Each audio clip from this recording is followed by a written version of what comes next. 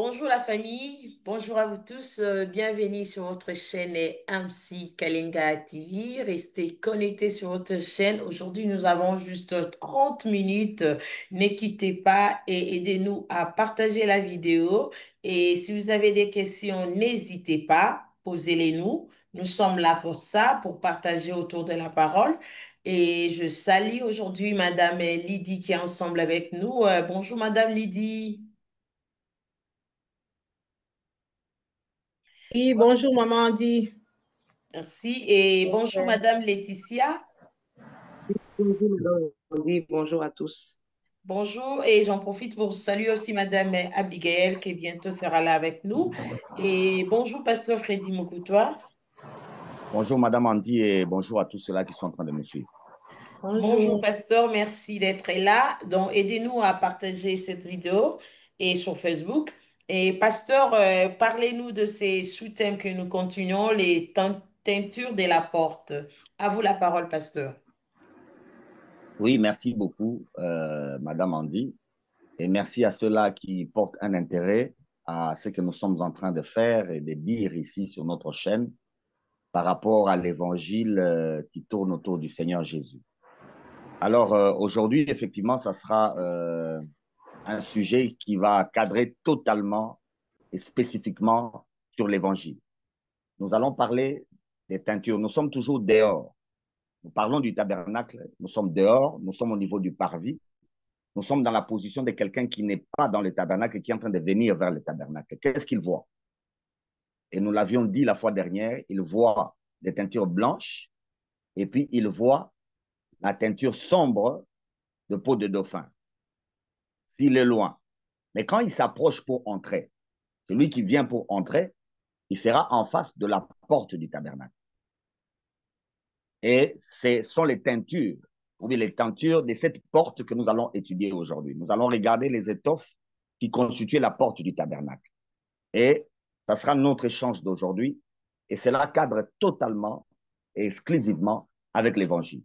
Alors, si vous pouvez nous lire Exode 27, le verset 16, et Exode 40, le verset 33. Exode 27, le verset 16.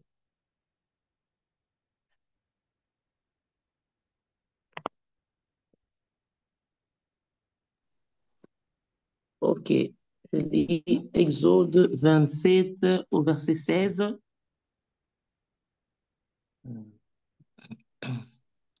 Pour la porte du parvis, il y aura un rideau de 10 mètres bleu, pourpre et cramoisi avec du fin lin retors, un ouvrage de broderie avec 4 colonnes et leurs 4 bases. Gloire au Seigneur. 40, 33. Toujours Exode. 40, 40. Enfin, il dressa le parvis autour du tabernacle et de l'autel, et il mit le rideau à la porte de cette cour. C'est ainsi que Moïse mit un terme aux travaux. Le travail du tabernacle se termine avec la porte. C'est très important. Quand on a fait les tabernacles, la dernière chose qui a été placée, c'est la porte. Et cette porte, dans Exode 27, on lit, elle est de 10 mètres. Elle a 4 tentures. Et on précise, on a les teintures de fin l'air et tort, on a les teintures en bleu, on a les teintures en pourpre et on a les teintures en cramoisi. Donc, il y en a encore 4. Et cette porte-là, elle tient. Ces rideaux qu'on a placés, ce sont des rideaux qu'on place. Donc, ce n'est pas une porte qu'on ouvre, ce sont des rideaux qu'on place. Il suffit seulement de toucher le rideau et puis vous entrez. Alors, c'est l'image que Mme Andy vient de nous placer là. Vous voyez la porte? Elle est au milieu, du côté est du tabernacle. Et cette porte-là, elle est placée sur 4 barres et les 4 barres sont placées sur 4 barres. Point de départ avec cette porte que nous sommes en train de voir. Elle a 4 couleurs. Elle a 10 mètres. Elle est placée sur 4 bases. Et les 4 bases, elles-mêmes, ce rideau-là, de la porte sont placées sur 4 planches. Premier élément à retenir. La porte du tabernacle est liée au chiffre 4. Donc, si nous voulons comprendre cette porte, c'est une seule porte. Elle est liée au chiffre 4. Pour entrer dans les tabernacles, il n'y a que cette porte-là qu'on doit voir. Donc, nous devons bien comprendre ces choses parce que c'est ce qui nous donnera la capacité de mieux saisir l'évangile du Seigneur. Je vous laisse libre et nous allons partager parce que nous n'avons pas assez de temps. Merci, pasteur Freddy. Moi, personnellement, jusque-là, je n'ai pas de questions. Ben, je ne sais pas si Madame Lydie a une question posée. Parce que je laisse l'image. Non, l'image, on peut retirer. Quand on en aura besoin, on y reviendra. Je ne sais pas, Madame Lydie. Shalom, peuple de Dieu. Donc, moi, j'ai une question par rapport au chiffre 4, parce que d'après les Écritures, le chiffre 4 est un chiffre d'évangélisation qui parle de l'Évangile. Donc, j'aimerais vraiment avoir beaucoup plus de détails. Pourquoi seulement le chiffre 4? Ou cela veut dire que c'est le fait que avant de venir, Jésus étant la porte, donc il faudrait passer par l'Évangile pour pouvoir recevoir comment Jésus-Christ. Donc, je voulais comprendre la signification de chiffre 4. Pourquoi 4 à la porte du tabernacle? Telle est ma question. Merci. Très bonne question, Madame Lydie. Et la question ici est même la conclusion de l'émission. Donc, avec Madame Lydie, elle marche avec l'esprit. Oui. Dans sa question, on pourrait même conclure l'émission. Mais du moins, on est au début. J'aime Dieu parce qu'il est l'alpha, il est l'oméga, et le Saint-Esprit est en train d'agir à sa manière. Amen. Alors, aidez-nous en lisant Jean 10, du verset 7 au verset 10. Prenons ça. On a besoin du verset 9, mais lisons du verset 7 au verset 10. Jean 10. Jean 10. OK.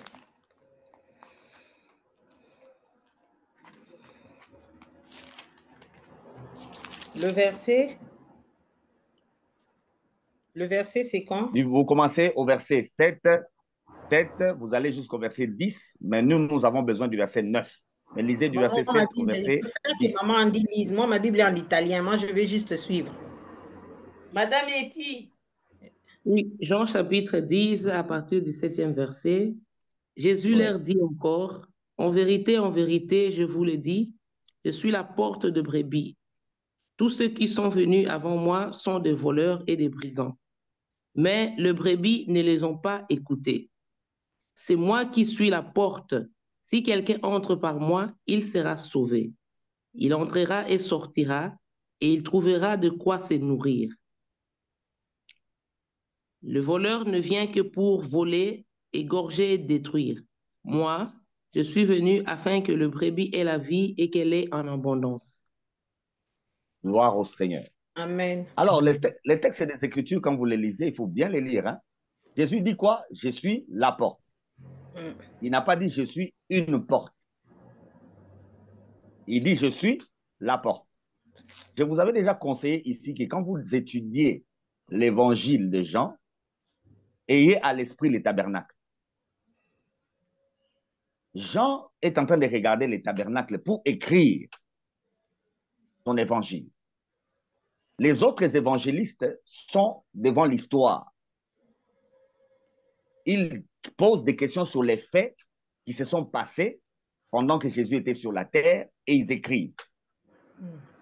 Mais l'apôtre Jean, lui, écrit d'abord en observant le tabernacle et il essaye à partir du tabernacle de donner un sens spirituel au tabernacle.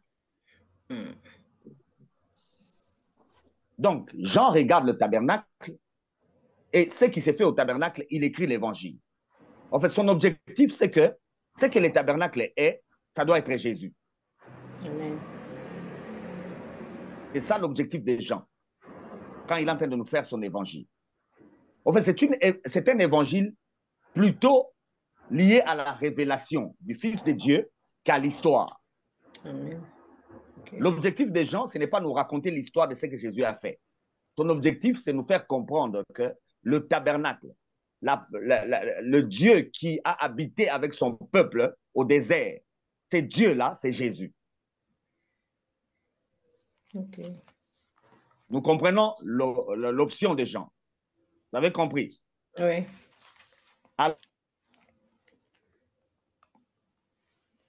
Alors, dans Jean 10, très capital, il ne dit pas qu'il est une porte, mais il dit quoi? Je suis la porte. Article défini. Il n'y a qu'une seule porte. Comme au tabernacle, il n'y a qu'une seule porte, Jésus vient de nous confirmer que la porte du tabernacle, c'est lui. Premier élément à reconnaître. Il vient de nous dire que la porte du tabernacle, c'est lui. Alors, qu'est-ce qu'il précise encore? Tous ceux qui sont venus avant lui sont quoi? Des brigands. Sont des voleurs. Et il dit que les brebis ne les ont pas écoutés. Une autre précision. Avant que Jésus vienne, le salut était déjà annoncé. Par qui? Par Abraham, par Moïse, par David, par les prophètes. Tous ces gens-là ont annoncé le salut. Mais tous ces gens-là ne sont pas la porte. Ils ne sont pas la porte. Celui qui suit Abraham va se perdre. Celui qui suit David va se perdre. Celui qui suit Moïse va se perdre. Celui qui suit les prophètes va encore se perdre. Celui même qui suit Jean-Baptiste va se perdre.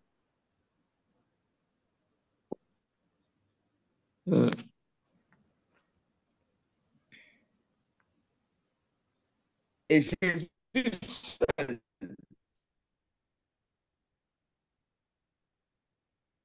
Oui, pasteur, c'est bon. Jésus seul. Est-ce qu'on se comprend? Et il précise que tous ceux qui viennent, alors celui qui entre par Jésus, la porte, peut entrer, il peut sortir, et puis il peut manger. Le problème de l'Église aujourd'hui, c'est que ce que nous appelons évangile, ce n'est pas l'évangile. Nous avons des enseignements de Moïse, nous avons des enseignements de David, nous avons des enseignements d'Abraham, nous avons des enseignements de Salomon, nous avons des enseignements des prophètes, nous avons les enseignements de Jean-Baptiste. Ça ne sauve pas.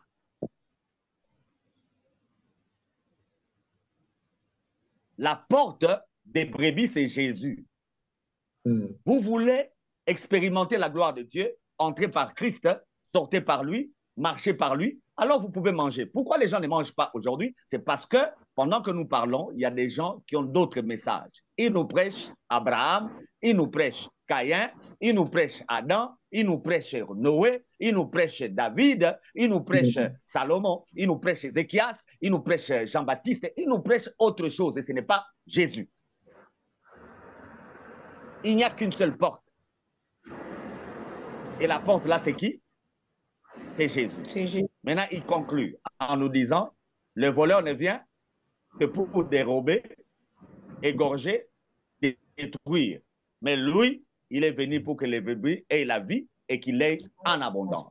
Donc, pour entrer au tabernacle, Madame Lydie, le peuple n'avait qu'une seule porte. Le peuple n'avait pas de porte. Et ce sont des étoffes. Selon la loi de Moïse, si tu t'approches de ça, tu veux sauter les étoffes là, tu meurs sur place. Donc, personne au tabernacle ne pouvait entrer par un autre endroit que par cette porte-là. Et Jésus vient de nous confirmer que la porte là, c'est qui? C'est lui. Maintenant, je reviens à votre question par rapport au chiffre 4. Pourquoi seulement 4? En fait, c'est Dieu qui a donné au peuple l'architecture du tabernacle. C'est Dieu qui fixe comment sa porte doit être. Et il dit que sa porte doit être avec 4 couleurs. Donc, le chiffre 4 va apparaître à la porte. Donc, le chiffre 4, dans la Bible, le chiffre 4, c'est le chiffre de la présence même de Dieu. Quand Dieu apparaît, c'est avec le chiffre 4. Et au tabernacle, tout le tabernacle est construit avec 4 teintures. Et les 4 teintures se retrouvent à la porte. Donc, avant qu'on soit déjà dans le lieu très saint, où on va voir les 4 couleurs se manifester, à l'extérieur aussi, on est en face de ces 4 couleurs. Okay. Avant d'entrer, ce sont ces 4 couleurs qu'on voit. Et les 4 couleurs représentent l'évangile. Mais quel évangile? L'évangile de notre Seigneur Jésus-Christ, parce que c'est lui la porte. Vas-y, Madame Julie. Alors, Oui, moi, je suis en train de faire une petite analyse parce que si je me rappelle, quand il y a plusieurs années passées, on donnait la vie à Jésus-Christ, on nous recommandait toujours les 4 évangiles, donc le Nouveau Testament. Parce que, parlant du Nouveau Testament, on nous présente plus Jésus-Christ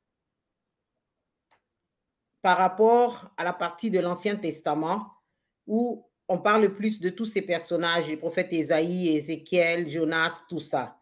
Donc, je peux comprendre maintenant pourquoi est-ce que l'impact des 4 évangiles avait beaucoup de puissance sur la conversion des chrétiens authentiques. Parce que ça nous révélait plus la personnalité de Jésus-Christ lui-même, fils du Dieu vivant. Donc, moi, personnellement, j'ai appris Jésus, j'ai connu Jésus à travers les 4 évangiles. Parce que peu à peu, c'est comme maintenant, j'ai commencé à comprendre l'Ancien Testament en le lisant, mais je la trouvais un peu plus complexe. Mais c'est avec les 4 évangiles que moi, j'ai eu mon expérience personnelle, connaissant qui est Jésus, l'amour de Jésus, la compassion de Jésus, tout ce que Jésus a fait. Donc, maintenant, par rapport aux chiffres, comment on dit, je voulais juste comprendre un détail ici, parce que il a bien dit sur Jean 10, là, au verset 9, il dit, moi, je suis la porte, et si quelqu'un entre par moi, sera sauvé, il entrera et il sortira, et il trouvera la pâture donc à manger. Maintenant, pourquoi nous sommes entrés, mais nous ne mangeons pas? Toliate pasta.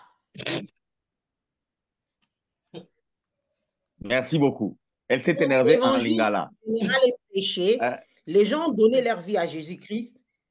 Nous sommes entrés, nous sortons, nous rentrons, mais on ne mange pas.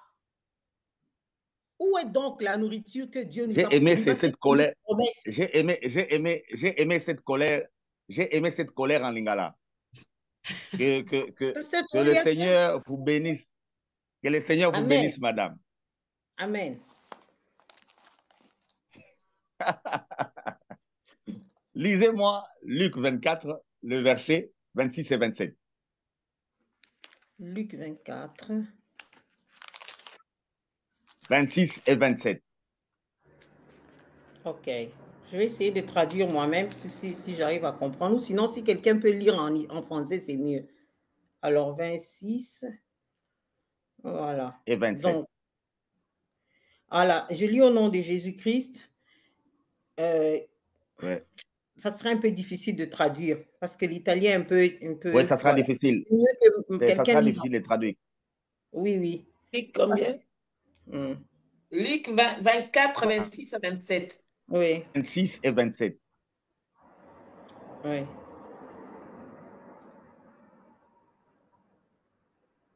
Ne fallait-il pas que le Christ souffre ces choses et qu'il entre dans sa gloire?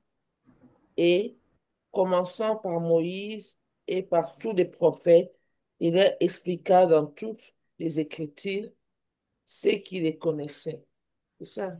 Ce qui les concernait. C'est ce qui les concernait.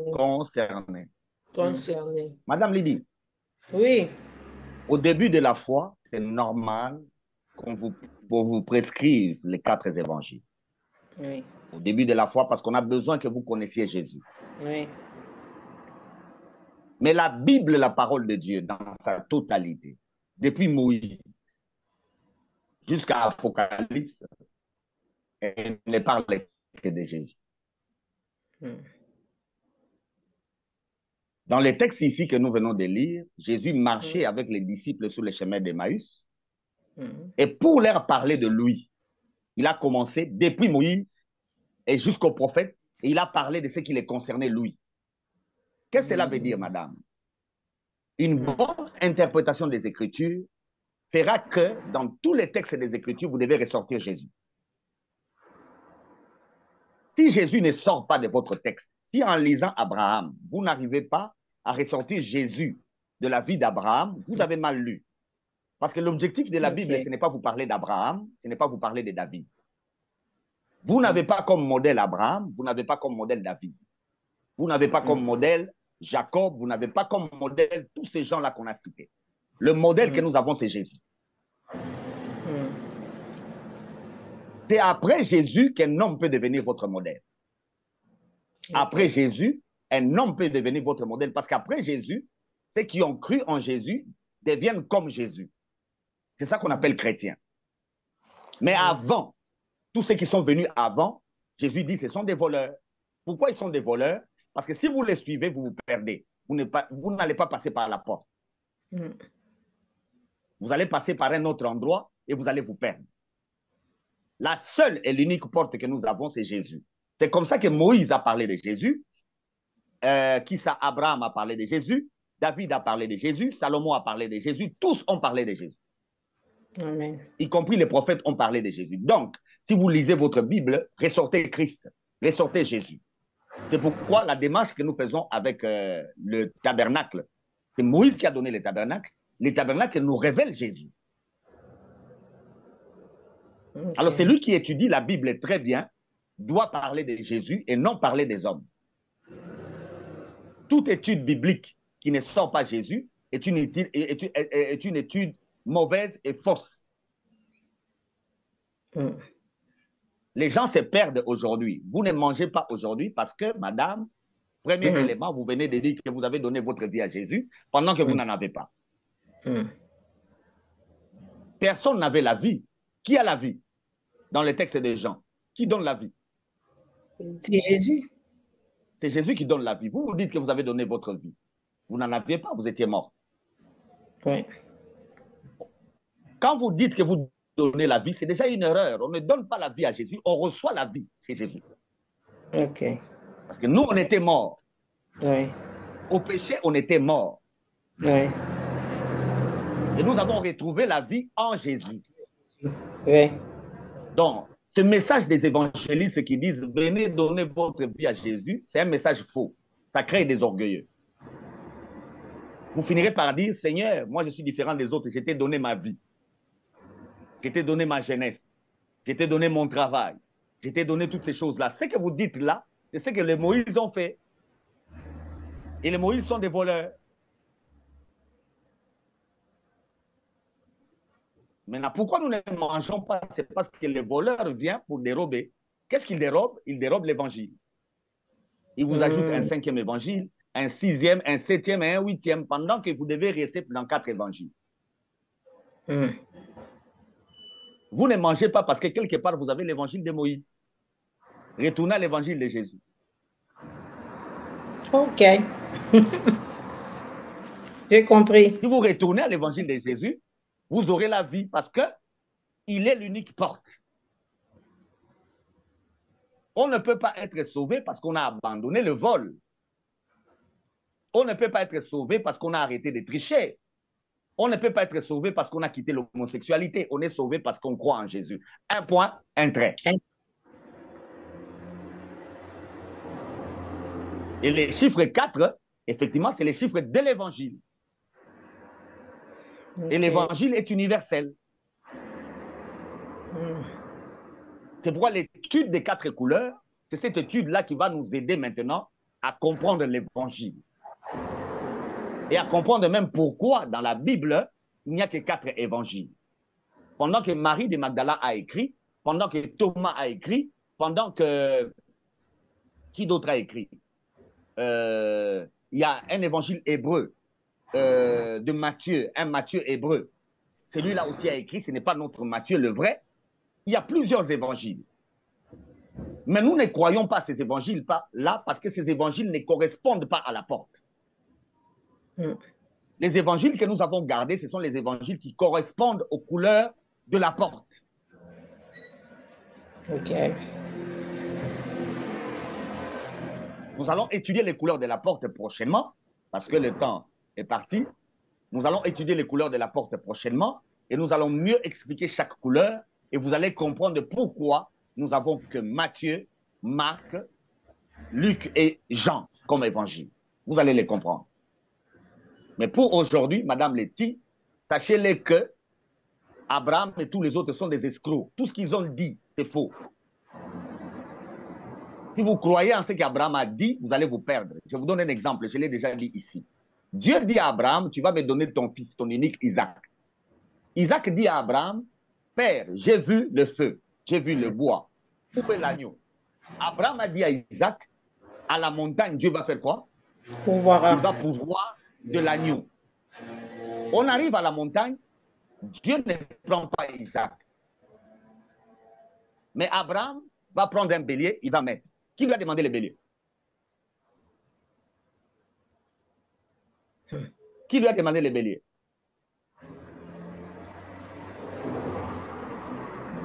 Personne.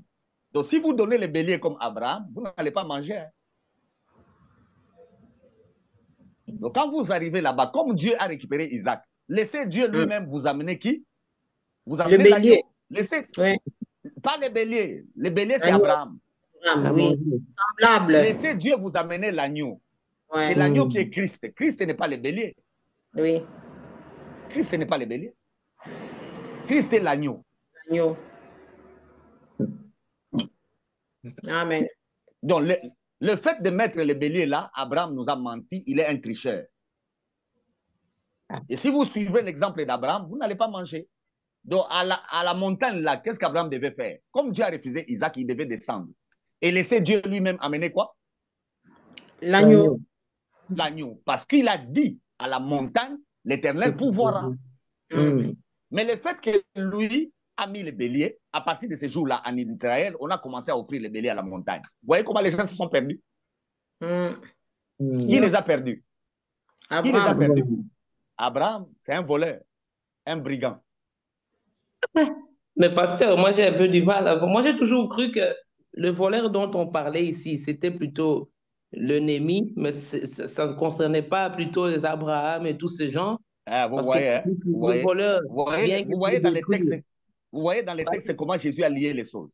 Tout le monde regarde directement le diable. Ça commence au verset 7. Jésus parlait de tous ceux qui sont venus avant lui. Ils ne sont pas la porte. Alors, quand le voleur vient pour égorger, détruire, il passe par qui? Alors, il passe par Abraham, il passe par Isaac, il passe par Moïse, il passe par David, il passe par tous ces gens-là. Donc, les béliers peuvent représenter donc les fausses doctrines.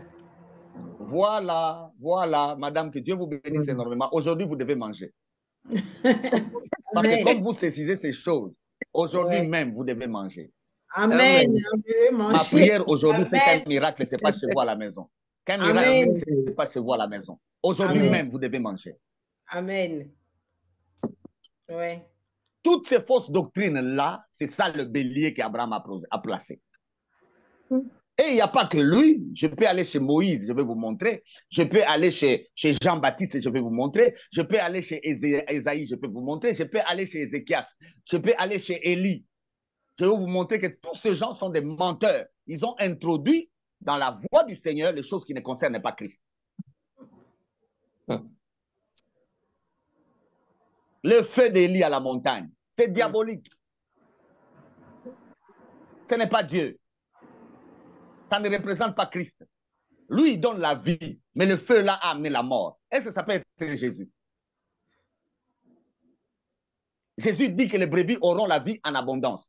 Ici, nous sommes à la porte. Nous sommes face aux gens qui ne sont pas encore entrés. Nous parlons des païens.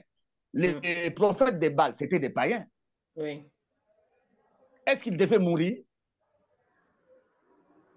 face à la porte qui est Christ? Un païen doit mourir? Il doit être sauvé. Oui.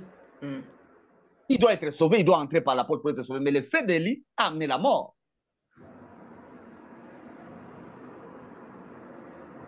C'est comme ça dans l'évangile des Jean, on a demandé à Jésus de faire descendre le feu. Jésus a dit, vous ne savez pas de quel esprit vous êtes, hein? Vous êtes animé. Oui, allez-y, Madame Lydie. Alors, je voulais avoir un éclaircissement sur parce que moi, souvent, j'étudie un peu la Bible, hein, chaque fois, mais par rapport au portique de Salomon, essayons de faire le lien avec le portique de Salomon et l'évangile et la porte, Jésus étant la porte. Est-ce que le portique de Salomon entre dans la fausse doctrine, comme vous venez de le dire, puisque ce sont des hommes qui n'étaient que passagers? Il n'y a que Jésus seul qui est la porte angulaire, donc la porte principale, par qui nous devons recevoir le salut. Et le portique de Salomon, en fait, c'est quelle doctrine? Donc, ça veut dire quoi si on fait le parallélisme avec ce verset? Salomon nous a menti, nous a trompés en construisant un temple. C'est un escroc. Dieu a dit à son peuple de faire les tabernacles. Dieu n'a jamais dit de faire un temple. Jamais. Il n'y a aucun verset. Salomon a fait un temple selon lui et son père David. Ils nous ont trompés. Et au temple là, ils ont fait des portiques. Plusieurs portes. Maintenant, on a trompé les gens. On pense que pour entrer dans la présence de Dieu, il y a plusieurs portes. N'est-ce pas? Or, quand Dieu a donné les tabernacles, il y avait combien de portes? Une seule. Une seule. Salomon a conçu son temple avec plusieurs portes. Ça a induit les Israélites en erreur en pensant qu'on peut entrer par plusieurs portes. Et comme ça, on peut aller avec le judaïsme, on peut aller avec le pharisianisme, on peut aller. Donc, on a maintenant plusieurs doctrines pour entrer. Ce sont des fausses doctrines. La doctrine biblique, elle est unique et elle est universelle. Le portique de Salomon, ce n'est pas Dieu. C'est Salomon. Il faut le chercher, lui. Et ça ne vous mène nulle part. Étudiez ces portiques, vous n'irez nulle part. Ce n'est pas Dieu. Non, mais c'est parce que les hommes de Dieu, pas tous, mais ceux qui entraînent les enfants de Dieu dans un autre chemin, ils utilisent le portique de Salomon pour nous parler comme si c'était de l'évangile. Non. Pur. Alors que c'est l'évangile. Ce n'est pas l'évangile. Salomon a inventé ces histoires à lui. Et voilà pourquoi Israël est perdu maintenant. C'est à cause de ce portique. Voilà, vous commencez à comprendre. Vous devez encore manger. Vous devez encore manger parce que à cause du judaïsme, les Israélites se sont perdus. Malheureusement, aujourd'hui, avec l'Église, les hommes de Dieu reviennent encore à ça. L'ennemi de l'Église, ce n'est pas le diable. L'ennemi de l'Église, c'est les faux docteurs. Et c'est les faux prophètes. Si on veut détruire l'Église, on va amener des mauvais enseignements, des faux enseignements. Et ces faux enseignements viennent d'où? De la Bible, en prenant tous ces gens qui sont venus avant Jésus.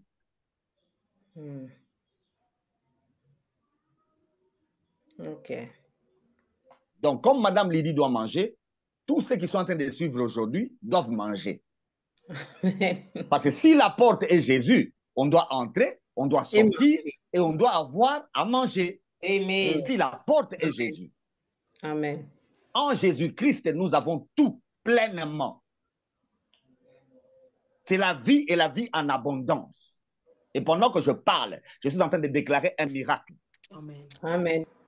Parce que quand il s'agit de Jésus, ça ne peut pas se limiter à parler seulement. C'est une démonstration de puissance. Et l'évangile est une puissance de Dieu pour le salut de quiconque croit. Alors, comme nous parlons de ça, quiconque entre dans ça, quiconque croit dans ça, en ce moment-ci, ce qui était impossible devient possible. Amen. Amen. Et je le déclare ainsi. Amen. Merci beaucoup. Moi, j'ai une chose, pardon, que je voulais demander, parce que lorsqu'on nous parle de entrer, sortir, Ces deux mots-là Ouais, m'intriguent un peu. Entrer, ouais. sortir. Je sais qu'on nous dit lorsqu'on entre en Christ, c'est mieux de rester. Parce que si tu sors, euh, c'est peut-être donc, je sais pas, est-ce qu'on peut faire ce qu'on veut, entrer, on vient et puis on sort, on fait ce qu'on veut, ou bien, je sais pas dans quel sens on veut nous parler de, tu entres par la porte, il peut sortir, il peut entrer. Donc, je sais pas un peu comment je dois comprendre le côté d'entrer et sortir là. Oui. Madame Lydie, vous parlez aussi. Comme ça, j'ai les deux positions. Oui, donc moi, par rapport à la question des mamans, on dit, je ne sais pas si, selon ma compréhension, ça peut être aussi fausse. Donc, c'est juste pour avoir les éclaircissements parce que nous sommes en train d'étudier la parole de Dieu. Entrer et sortir, selon moi, ça veut dire que quand tu entres par la porte, la mission, c'est de sortir évangéliste. Ça veut dire qu'il faut ressortir pour aller prêcher l'évangile de Dieu, de ce que toi, tu as reçu à l'intérieur. Voilà pourquoi Jésus nous Madame, dit, Madame Lydie, tu dois comprendre que tu as le Saint-Esprit avec toi. oui, ça, je Ce n'est pas l'essaie. toi qui parles, ce n'est pas toi qui parles, c'est le Saint-Esprit qui parle. Effectivement, la porte, Mhm. c'est question d'évangile. Comme c'est question Mhm. d'évangile, Jésus va mourir à la croix pour le salut de l'humanité et les évangélistes doivent aller gagner les âmes et les faire entrer par la même porte. Exactement. Mhm.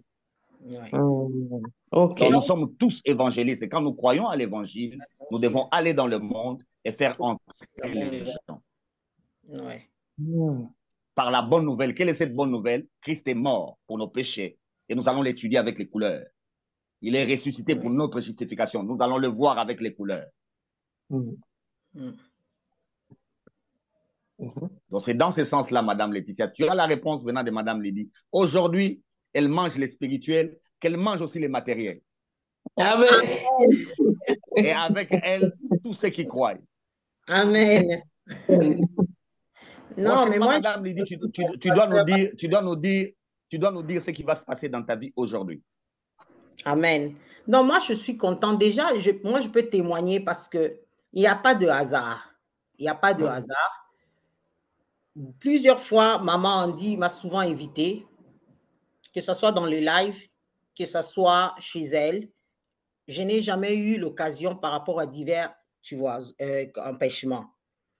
Mais cette fois-ci, Dieu a pourvu que ce soit dans le live, qui est spirituel, et que ce soit dans le physique, je vienne participer dans la vie. Ça veut dire, je participe dans la vie physique et spirituelle aujourd'hui.